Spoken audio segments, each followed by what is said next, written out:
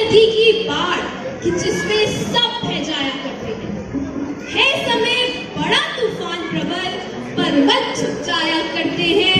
अक्सर दुनिया के लोग समय में चक्कर खाया करते हैं, लेकिन कुछ ऐसे होते हैं जो इतिहास रचाया करते हैं।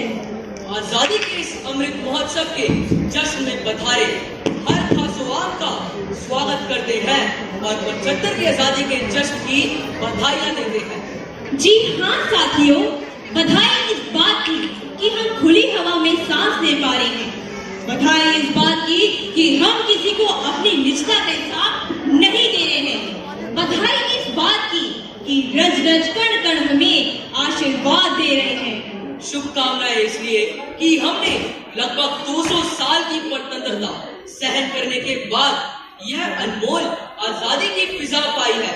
अपनी आजादी, अपनी संप्रभुता के लिए एक बार जोरदार तालियां बजा दीजिए।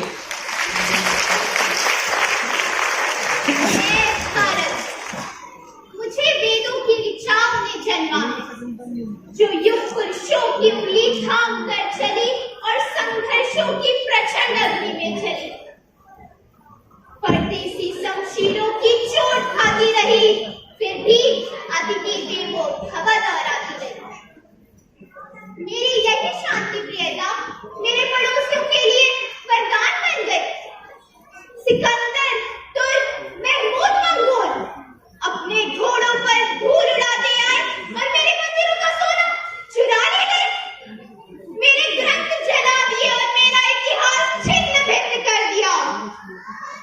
मेरे राजाओं की जमीन पर नाक रगड़ने वाले घोड़े अचानक राजसत्ता के स्वामी बन गए। विक्टोरिया की भेजी हुई बेड़ियों ने मुझे इस तरह जकड़ा कि मेरी रक्षाएं करार उठी। लेकिन मेरे स्वाभिमानी बेटों ने इस संकट को दूर करने में अपनी जान की बाजी लगा दी। अब तिरंगा फहरा रहा बड़ी ही शान से। देश को मिली आजादी वीरों के बलिदान से। भारत माँ के इन्हीं सच्चे सपूतों को नमन करने के लिए आज हम यहाँ एकत्रित हुए हैं। ऐसे महान सपूतों की देशभक्ति को समझने के लिए आइए, चलिए मेरे साथ सन 1857 में, जब उसने गड़ गड़ हुंकार लगाया था, गुलामी की गहरी नींद में जब आजादी के ख्वाब का सैलाब आया था।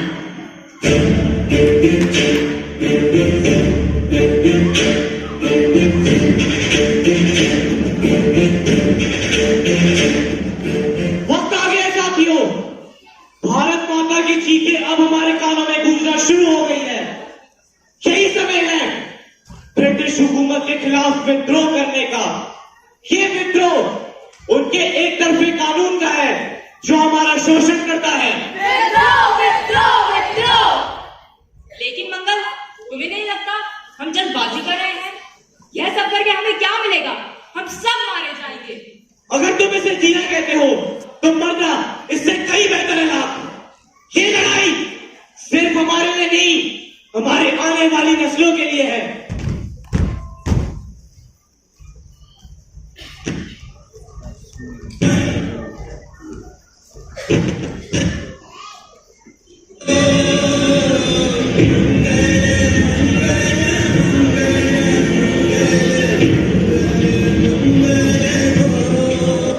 क्रांतिकारियों की चारों तरफ विद्रोह की उठती आवाज को दबाने के लिए आखिर अंग्रेजों ने मंगल को ही जंजीरों में जकड़ फांसी पर लटकाने का फरमान जारी किया।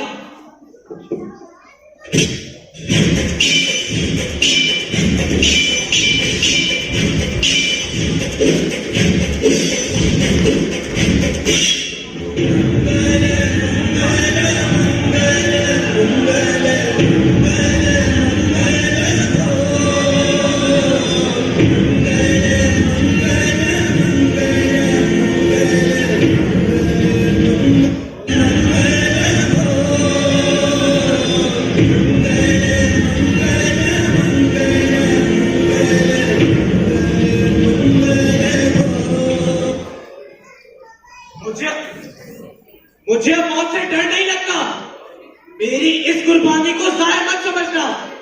ये एक मिसाल होगी जो रोशनी लाएगी हमारे आने वाले हिंदुस्तान के लिए। एक ऐसा हिंदुस्तान जिसमें हमारा अपना आईन होगा, जिसमें हमारे पवित्र सपने अपना आईना देखेंगे। भारत माता की जय। मंगल पांडे द्वारा लगाई गई आजादी की ये चिंगारी यत्र तत्र पूरे देश में जंगल की आग की तरह फैलती ही चली गई। मेरी बेटी मणिकर्णिका जो दुर्मुहे बच्चे को पीठ में बांध अंग्रेजों से जा भिड़ी और उनकी लाल वर्दियों के धागे खोल दिए। एक चिंगारी लेकर आंखों में सबको राह दिखा गई। सन 57 में वह नारी गोरा शासन हिला गई। आजादी की उठती लौ की वो मशाल जलाने आई थी। सिडनी वो भारत की नया इतिहास रचाने आई थी। वो शुष्क प्राणों के भीतर नई आग जलाने आई थी। खूब लड़ी मर्दानी वो रानी लक्ष्मीबाई थी। तो चलिए मेरे साथ झांसी।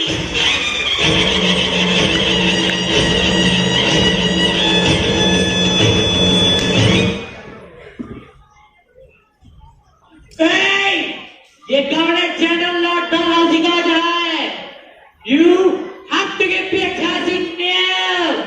ए फिरंगी, जाकर कह दे अपने लाड साहब से कि मैं झांसी की रानी लक्ष्मीबाई हाथ में तलवार लेकर यह प्रतिज्ञा लेती है कि जब तक मेरे शरीर में रक्त है मैं पूरी निष्ठा से अपनी झांसी की रक्षा करूंगी। मैं झांसी मां की बेटी हूँ। मेरे होते हुए कोई भी फिरंगी झांसी को हाथ तक नहीं लगा सकता।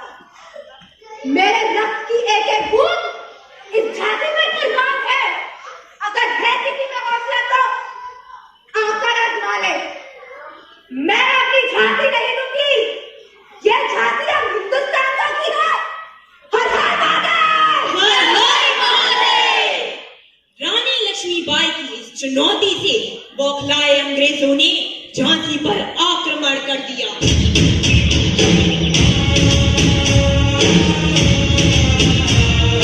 सिंहासन के उठे राजवंशों में दुगनी दानी थी। पूरे भारत में भी आई फिर से नई जवानी थी। उठी हुई आजादी की कीमत सबने पहचानी थी। दूर फिरंगी को करने की सबने मन में ठानी थी। शपथ उठी सन 57 में तलवार पुरानी थी। बुंदेले हर बोलों के मुंह हमने सुनी कहानी थी। खूब लड़ी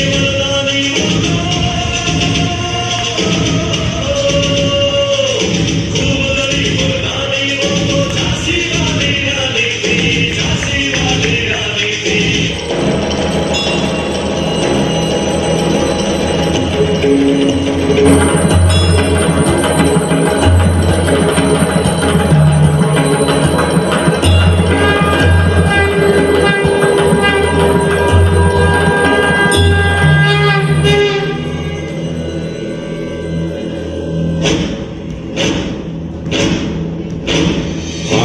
है प्रचंड बोल मस्तकों के झुंड आज जंग की घड़ी की तुम गुहार दो।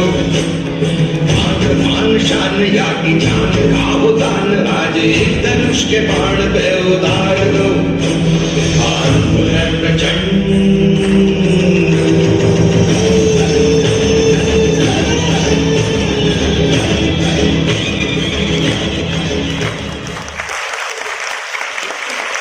भाई तेरी ना होती सलामी कर रहे होते। लाकर तुम उन्हीं की हाँ में हामी भर रहे होते। जो 57 में रानी बन भवानी लड़ी ना होती अभी तक हम फिरंगी की गुलामी कर रहे होते। उखाड़ फेंका हर दुश्मन को जिसने झांसी का अपमान किया। मर्दानी की परिभाषा बनकर आजादी का पैगाम दिया। बांधे जाते इंसान कभी तूफान न बांधे जाते हैं। काया जरूर बांधी जाती बांधे न इरादे जाते हैं। फिर आया भारतीय इतिहास का सबसे कलंकित दिन जिसे सुन हर हिंदुस्तानी का खून खौल उठता है और वो था जलियांवाला बाग का हत्याकांड। इसी भाषा अलग थी, पर सबकी एक ही ख्वाहिश थी, भारत देश की आजादी। 1928 में हिंदुस्तान की हवाओं में साइमन गो बैक के नारे गूंजने लगे। Go back, Simon! Go back, Simon! Go back, Simon! Go back, Simon! Go back, Simon! Go back!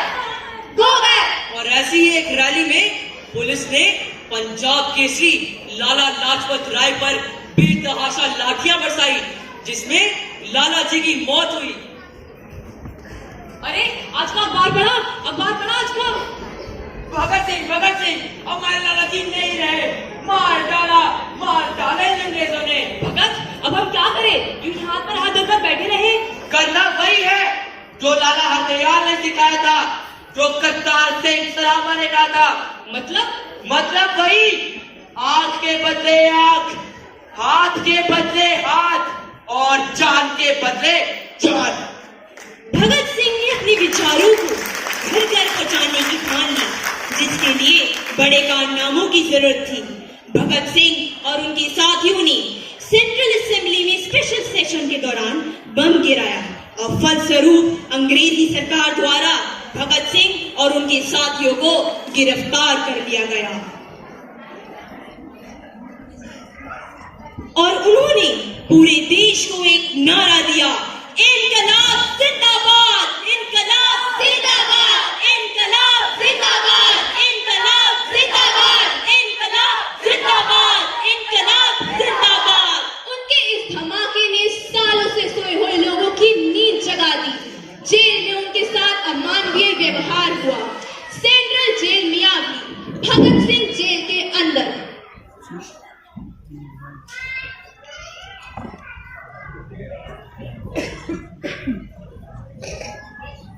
हम लोगों को यही खाना पड़ेगा।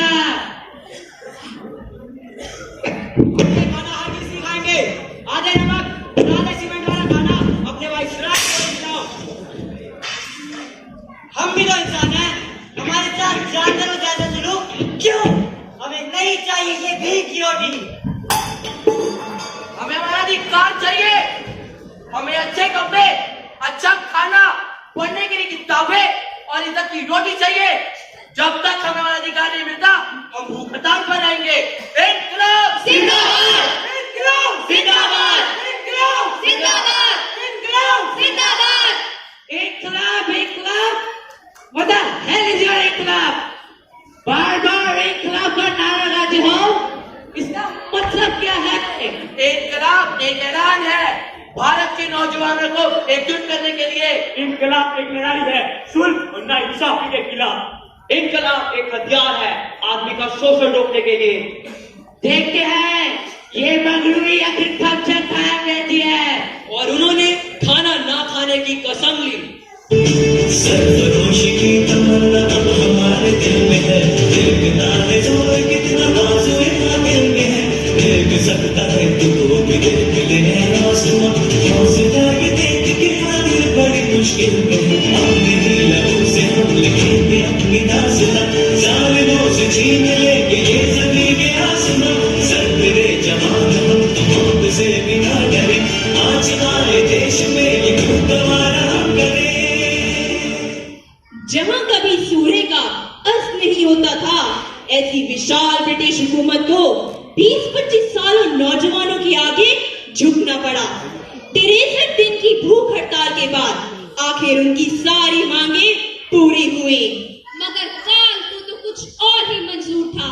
भगत सिंह, राजगुरु और सुखदेव को सजाए मौत दी गई 23 मार्च 1931।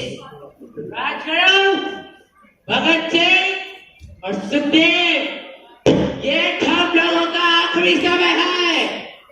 मरने से पहले हम लोगों को कुछ कहना है। मौत तो हर किसी को आनी है, मरना तो तय है। जो खून खौलता नहीं वह खून किस काम का? गुलामी सहकर जो जंजीरों में जकड़ी रहे, उन बाजों की ताकत किस काम की? जो क्रांति की मशाल उठाते हैं वो मरने की चिंता क्यों करे? फांसी पर चढ़ने के लिए हमारे जैसे कई राजगुरु, भगत सिंह, सुखदेव पैदा हो गए इस पार्टी की रक्षा करने के लिए। ये अंत नहीं है टेलर साहब, ये तो शुरुआत है नई उम्मीदों की आशीर्वाद। देखो, आप सब जाग उठे हैं, सभी तैयार है क्रांति के लिए, सब आगे बढ़ रहे हैं। सुनो, उन बुलंद वालों की गूंज को क्रांति की इसी ज्वाला में खाक होने जा रही है। अंग्रेजी हुकूमत इनकलाब जिंदाबाद, भारत माता की जय।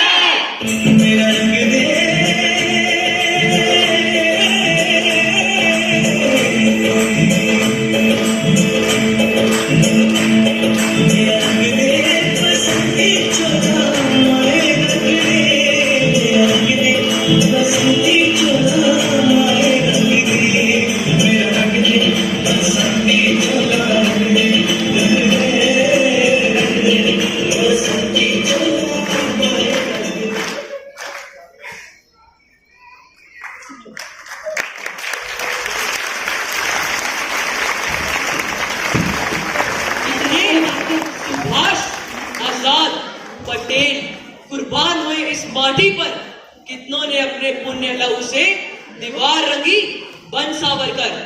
अन्याय सहना और गलत के साथ समझौता करना सबसे बड़ा अपराध है।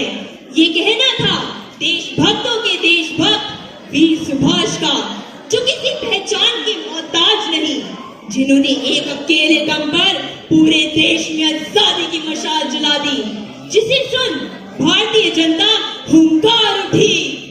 23 जनवरी 1897 में जन्मे वीर सुभाष ने जीवन में 11 बार कारागार में जिंदगी को गंवारा।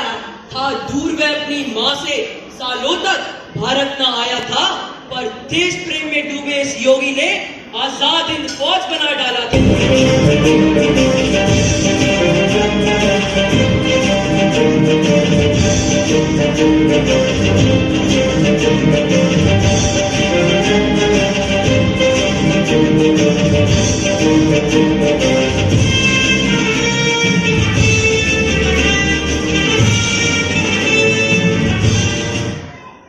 एक लंबी लड़ाई हमारे सामने है।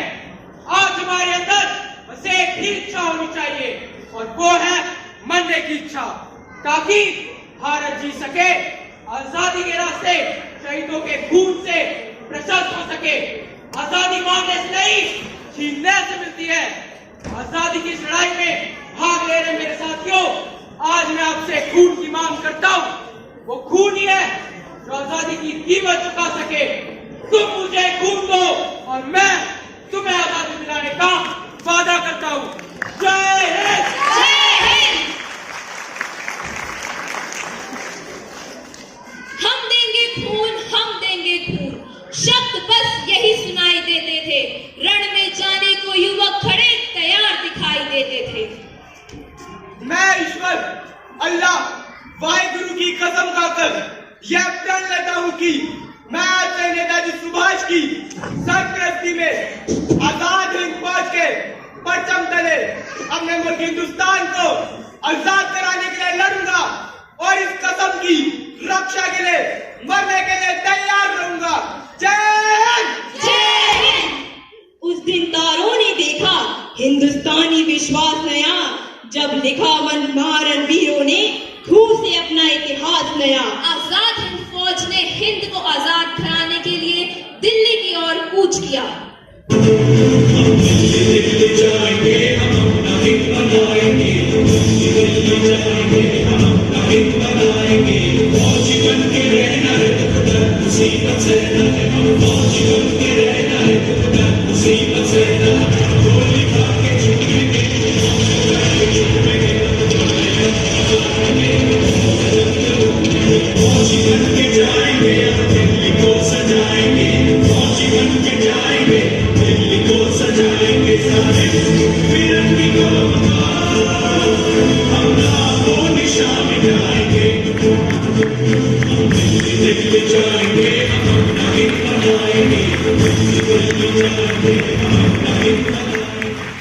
अफसोस बड़ा हम भूल गए गोरों की खूनी चालों को, लहू हमारा पीते थे उन रक्त पिपासु कालों को, जो कालों के भी काल बने, उनको एक पुष्प चढ़ा देना, भारत माँ के अमर सपूतों को श्रद्धा से शीश झुका देना। जी हाँ, इतिहास बीत गया, किंतु इतिहास पुरुषों और वीरांगनाओं के अमर बलिदान की बदौलत आज हम इतनी शान और सम्मान से हमारा राष्ट्रध्वज तिरंगा फहरा पा रहे हैं। हर देशवासी के मन से एक ही आवाज निकलती है, दृढ़ता हो तो लौह पुरुष जैसी, कुछ भगत सिंह की मस्ती हो, नेताजी जैसा ओज मिले, आजाद के जैसे हस्ती हो। उत्तम का उत्तम दिल बिस्मिल, मंगल पांडे का ताज मिले। हे ईश्वर जन्म दोबारा दो तो भारत माँ की छाव मिले, भारत माँ की छाव मिले।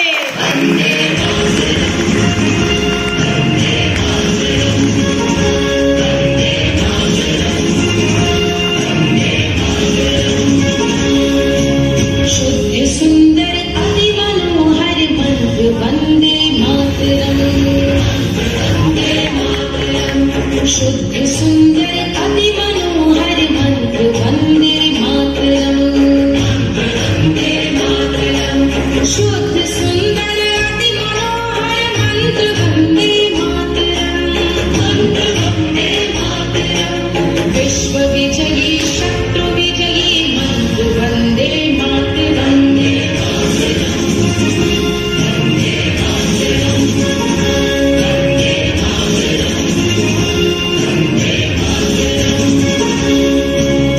मंत्र यह है, तंत्र यह है, यंत्र वंदे मातरम। यंत्र वंदे मातरम।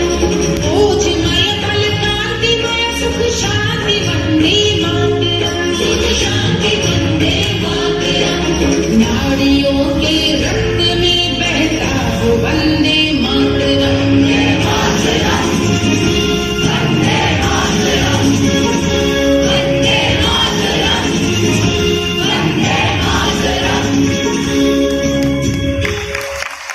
शहीदों की चिताओं पर लगेंगे हर बरस मेले, वतन पर मिटने वालों का यही बाकी निशा होगा।